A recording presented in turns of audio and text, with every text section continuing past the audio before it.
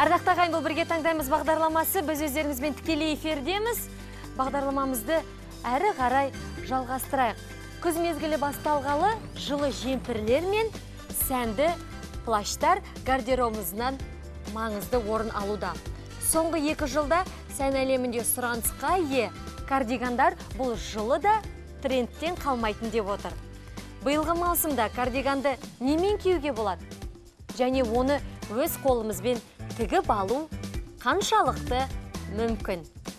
Біз маманның өзінен қазір сұрайтын боламыз, білетін боламыз. Бізде Сырлы саусақ сән үйінің дизайнері Индира Құдайбергенова ханым келіп отыр екен.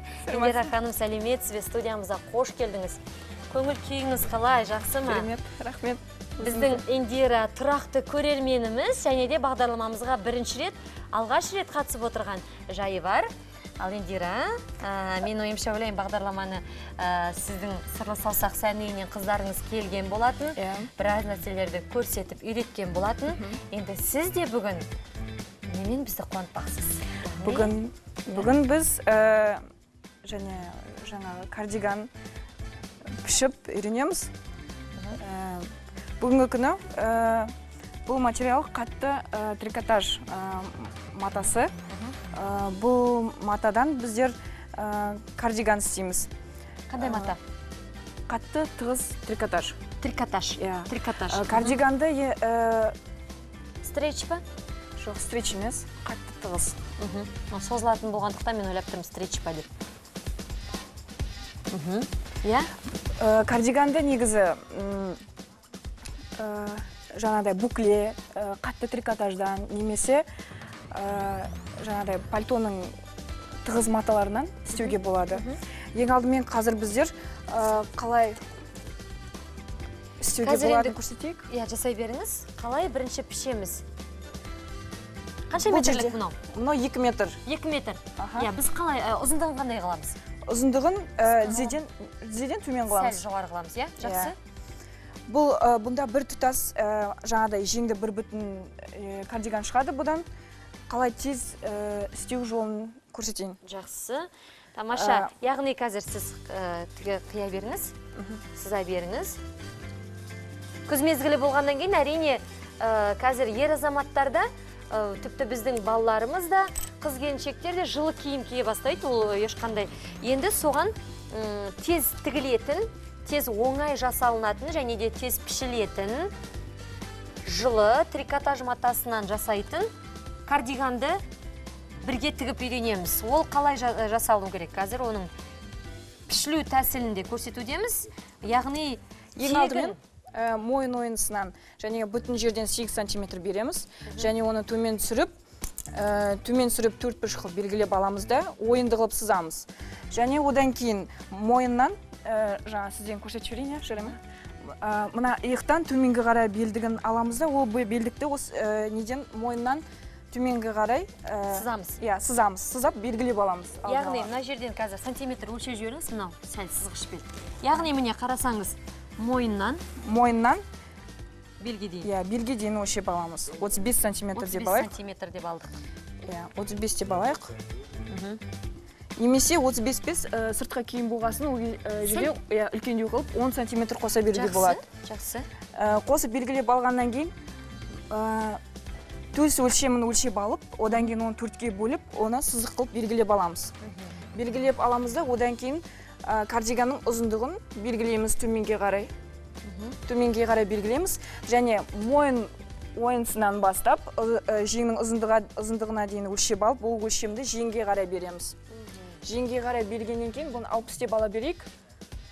60 деп белгілеп аламыз да. Ұзын ғой, ұзын болады. Осы ұзындықты, жеңнің ұзындығын аламыз, оны мысалға 20 сантиметр деп алсақ болады. 20 сантиметрден осы белдікке қарай жаңағы өлшегенімізді дөңгелек қылып белгілеп аламыз. Белгілеп аламыз. Енді бұны кесеміз.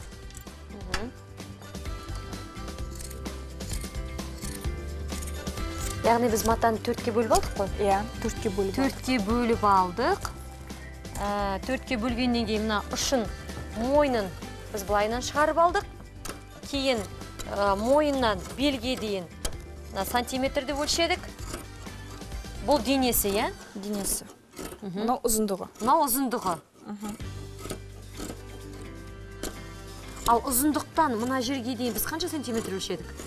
35 сантиметр беруге болады стандартпен. А егер де толық болатын болса, 10 сантиметр қоса беруге болады. Индира, сіз мына жаққа дейін өлшедіңіз ғой. Енді мына жердің енін сіз қайдан алдыңыз?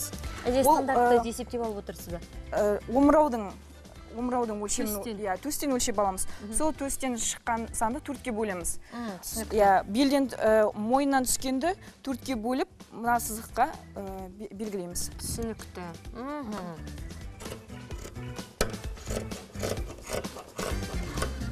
Яғни қазір пішудің тәсілін көрсетудеміз.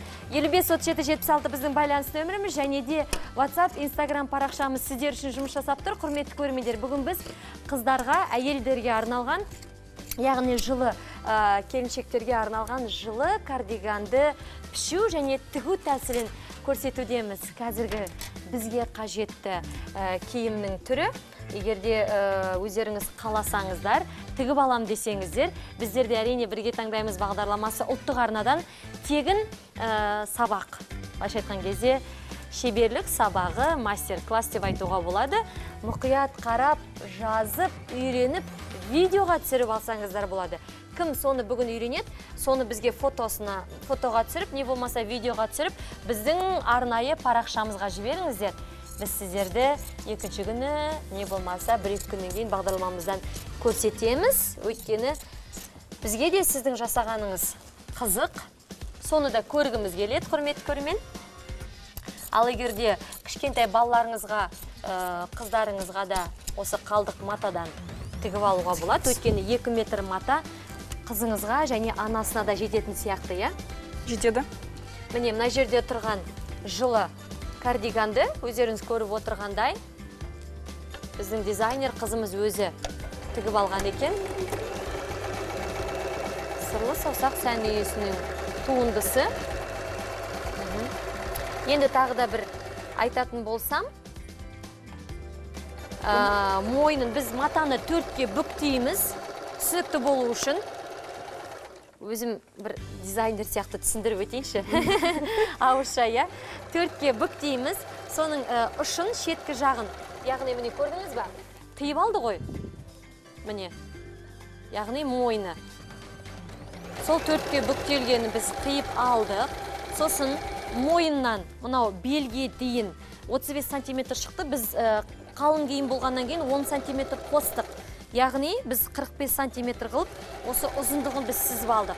Кейін енін біз, яғни, сол жаңағы кеудені бөлшедік қой, сол кеудеміз мысалға қанша сантиметр шығады? 80 шығама, 90 шығама, соны төртке бөлеміз, сол төртке бөлген санды еннен сызамыз. Солай ғой? Иә, дұрыс. Міне түсіндіріп келе жатырмын. Еннен сызамыз, сол еннен сызғанды біз міне қалдық матамыз. Соны қиып аламыз. Дәл сол қиылғанды қазір біз тігіп жатқан жайымыз бар. Негізі кардиган күн суытқан кезде сөмкеден шығарып, кие салатын киімдердің бірі ғана емес. Оны сәнмен үйлестіріп киюге болады. Мысалы, өте қалың тоқыма жіппен тоқылған кардиганды көйлекпен және көлемді аяқ киіммен киюді ұсынамыз. Ал нәзіктікті қалайтындар үшін жіңішке тоқымалы кардиган киген жарасады. Әдемі белдемшеден жарастырып кисеңіз де сәнді.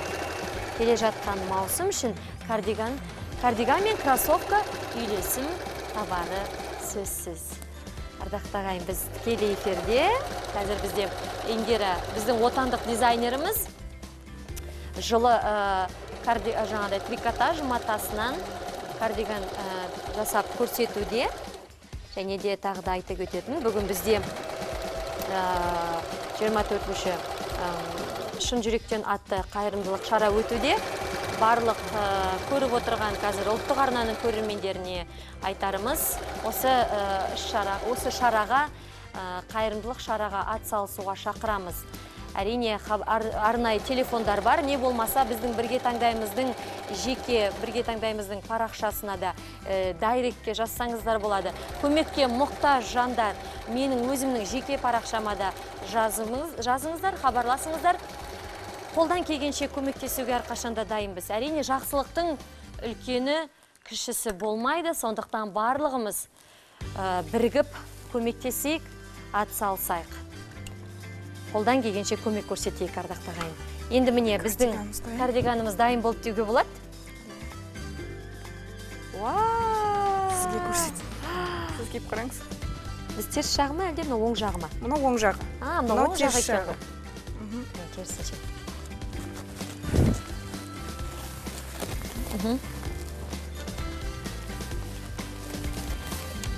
Біздің кардиганымыз дайын болды, яғни бұлай, е? Қазір белдік жасасақ та болады, қалған матасынан. Қараңыздаршы, кең, әдемі, жаңағы джинсы шалбарлармен киюге болады, көйлектермен, юбкалармен киіп кете беретін тамаша кардиган дайын болды. Хабарласқан көрермен бар екен, тыңдап көрейік. Алло, сәлеметсіз бе? Алло. Тікелей эфирде сіз тыңдап тұрмыз сізді. Алло, саламатсыз ба? Оу, сәлематсыз ба, я? Қаласынан звондап. Я. Есіміңіз кім? Есімім Гүлфайрус. Гүлфайрус. Иә. Гүлфайрус, біздің тұрақты көрерменімізсіз бе? Күндік қандай маған? Осы уақытқа дейін қандай нәрселерді үйреніп алдыңыз?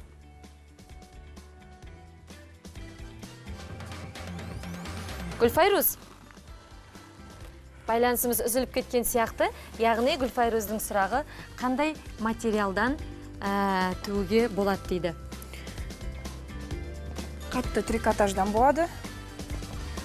Және де букле матасынан болады. Қазіргі заманға сай Шанель матасы бар. Қатты істей беріңіз. Қазіргі заманға сай Шанель матасы шығып жатыр қазір. Сол матадан тігуге болады. Өте тығыз. Артқы жақтан байладыңыз ба сіз, әлде алды жақтан? Артқы жақтан да байлауға болады. Егерде ыңғайлы болмаса, алғы жақтан да шығарып беруге болады. Қараңыздаршы, қандай әдемі, я?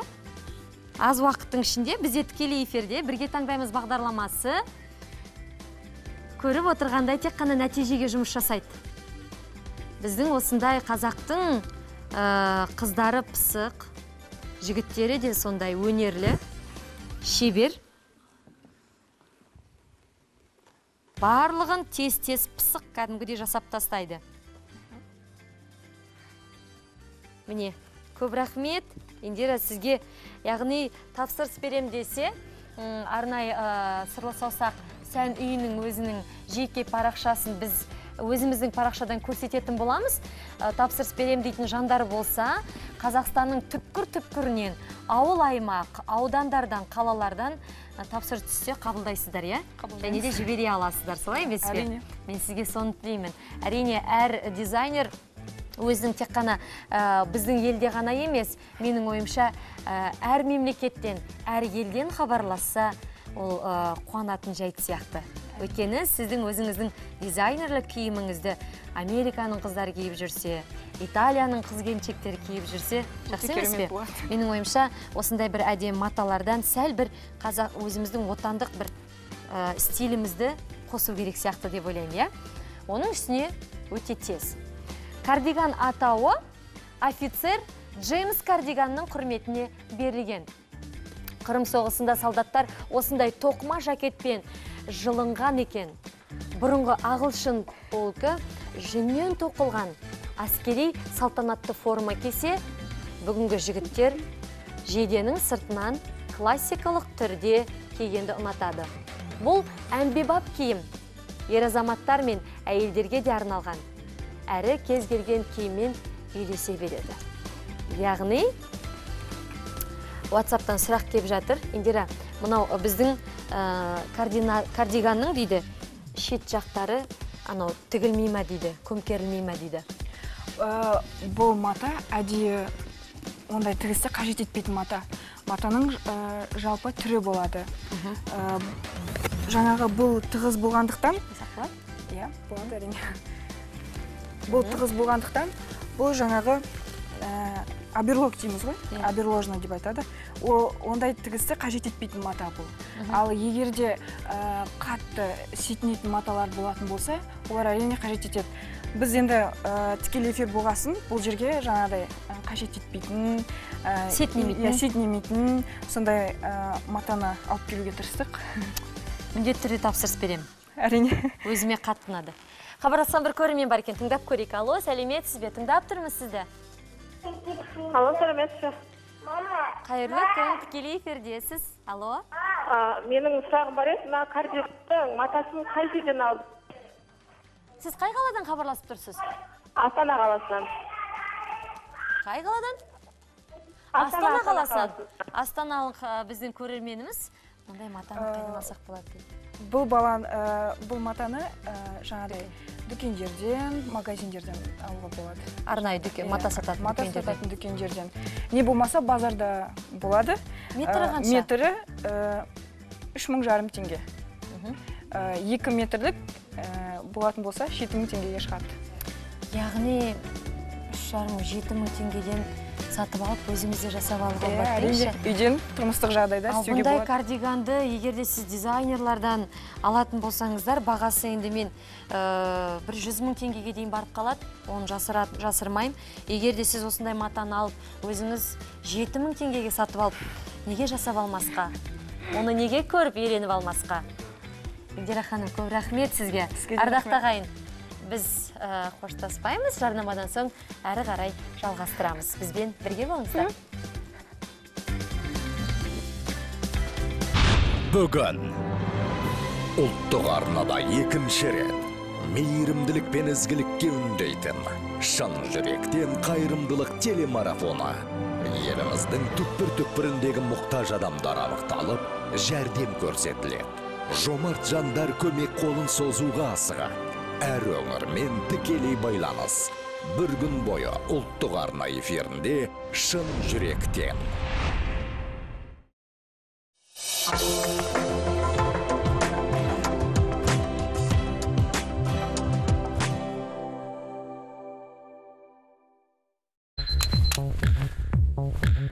Үнемі ұйқың қанбай жүрсе, бұл бірден байқалып тұрады. Гарнир BB крем мені күнде таңертең құтқарады. Бұл менің бесеуі біреуіндегі күн сайынғы күтімім. Минералды пигменттер С дәрумені қосылған. Бір ғана қимыл, мінсіз тері. Теріні ылғалдандырады, тегістейді, кемшіліктерді жасырады, қорғайды және жылтырлық береді. Бір ғана қимыл. Менің терім мінсіз. Гарнир ұсынған BB крем менің қанша уақыт ұйықтағанымды. Ол ғана біледі. Гарнир. Сулпакта 24 айға дейін бөліп төлеу плюс. Қатқыл дискісі 1 терабайт Acer ноутбугын айына небәрі 5832 теңгеге. Сулпак артық шығынсыз.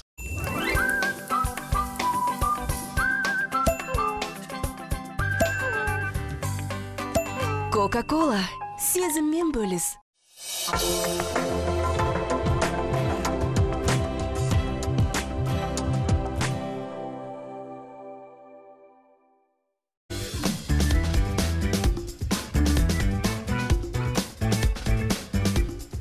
Ардақты ағайын, бұл бірге таңдаймыз бағдарламасы. Біз өздеріңізбен әдеттегідей дүйсенбіден жұмаға дейін сағат 1 мен 2-нің аралығында тікелей эфирдеміз. Жаңа ғана өздеріңіз көріп өткен біз кардиганды сырлы саусақ сәнінен келген отандық дизайнеріміз пішіп, тігіп көрсеткен болатын. Осы кардиганды, міне, жаңа ғана тікелей эфирде дайын болған кардиганды бүгінгі, яғни өздеріңіз білесіздер, таңертеңнен кешке дейін бізде шын жүректен атты қайырымдылық шара өтуде. Осы кардиганды, яғни Индира ханыммен біз сырлы саусақ сән үйінің дизайнерімен келіскен болатынбыз жарнаманың кезінде. Бүгін осы кардиганды бір қыз балаға сыйлаймыз, я? Егерде бізге хабарласын, қазір, яғни размері 42-44-ке келе береді. Студент қыз болса, көмекке мұқтаж қыз болып жатса, біз осы қазір кардиганды ұсынамыз. Яғни бірге таңдаймыз бағдарламасының атынан болсын. Біздің жеке парақшамызға жазыңыз, біз сіздерді күтеміз. Хабарласқан көрермен бар екен, тыңдап көрейік. Алло, сәлеметсіз бе? Алло. Қайырлы күн, тікелей эфирдесіз. Алло, саламатсыз бе? Я, сәлеметсіз бе? Мен мұна бірге таңдайтын қызға сұрағымды қояйын дедім. Маңғыстау облысынан соғып тұрмын. Мұна кардиганның жеңі темі кройни ма? Реглан сияқты типі. Сондай ма? қызға, мына Индира қызымызға соны сұрағымыз келіп едім. Жеңі, цельнокройный Түсінікті. дейді ғой, орысша айтқанда. Түсінікті. Сіздің сұрағыңызды түсіндік. Жаңағыдай Яғни, тұтас деп мағыдай, цельнокройный ма деп сұрап жатыр ғой. Я бұл цельнокройный дегенде бір тұтас жеңді деп айтылады. Жаңағыдай. міне біз оны кейіп көрсеттік қой, енді қазір сәл көрермендерге жақсы түсінікті болу үшін алайық. Сосын бері әкеліңіз. Тағы да бір рет көрсетіп өтейік, иә? Міне оның ішкі жағынан тігілді, иә? Біз оны теріс айналдыратын болсақ, қайтадан қазір оны біз көрсетіп өтейік. Яғни, бұлай. Мынау жаңағы төрт бұрышты біздің матамыз. Кесіп алған. Міне, мына жағына сіз ұстап тұрыңыз. Жаңағы біздің матамыз, оны біз бүктеген кезде төртке бүктелді ғой. Төртке бүктелді, көрдіңіз ба? Қиын ештеңесі жоқ деп ойлаймын. Тігінші емес? Тігінші емес адамды тігіп алады. Иә, тігінші емес адамдарды тігіп алады. Ең бастысы оны жақсылап пішуіне келетін болсақ, міне түсіндіріп өтейік тағы да. Оны төртке бүктеуінге мата болатын. Индира, өзіңіз айтып өтесіз ба? Иә. Ол мына жақтан мойны қиылды. Мойны қиылды, және мойын ойынсынан жеңге дейін берілген өлшемді жеңге қарай беріп өлшеп аламыз өлшемін. Одан әрі мойыннан қиып алған ойындыны жаңағы белге дейін. Иә, белге дейін өлшемді өлшеп аламыз. Иә. Одан кейін ұзындығын береміз. Егер сізге қысқа керек болатын болса, ұзын керек болатын болса, ол өзіңіздің таңдауыңыз. Түсінікті. Иә, түсінікті одан. Енді иенін қалай шығарамыз? Иенін бұл жерде манағыдай берілген өлшемді өлшеп алдық қой. Одан кейін оны төртке бөлеміз. Төсті өлшеп алып, оны төртке бөлеміз. Төртке бөлінгенді белгілеп аламыз. Ол ені. Ені. Бұл енен шыққан жаңағыдай өлшемді біз қиямыз. Көзбен де қия беруге болады. Ал мұнан көзбен қиямыз, иә? Иә, көзбен қиып алыңызға болады.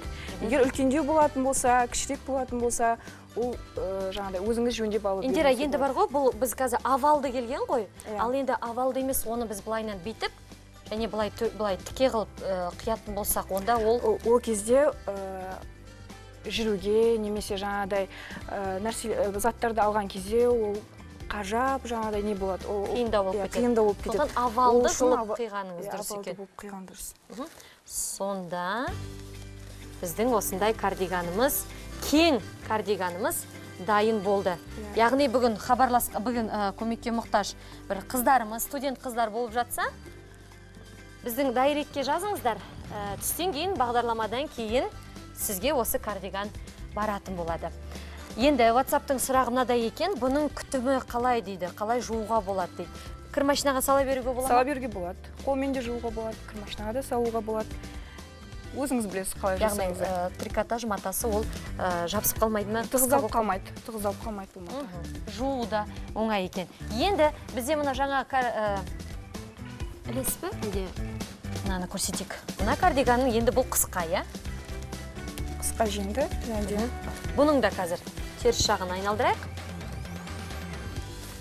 Яғни, мынандай мата. Бұл да осылай тігілген, иә? Иә, бұл да дәл осындай лекалада тігілген. Міне, төрт бұрышты бүктейміз. Мойын ойындысын аламыз. Кеудесін аламыз. Бұл қысқаша түрі авал қылып қолын алып аламыз, иә? Иә, мына жерден мойыннан қолға дейінгі ұзындығын аламыз. Кетпейік. Енді ашқан кезде өзіңіз кеп көрсетсеңіз болады. Индира, келіңіз.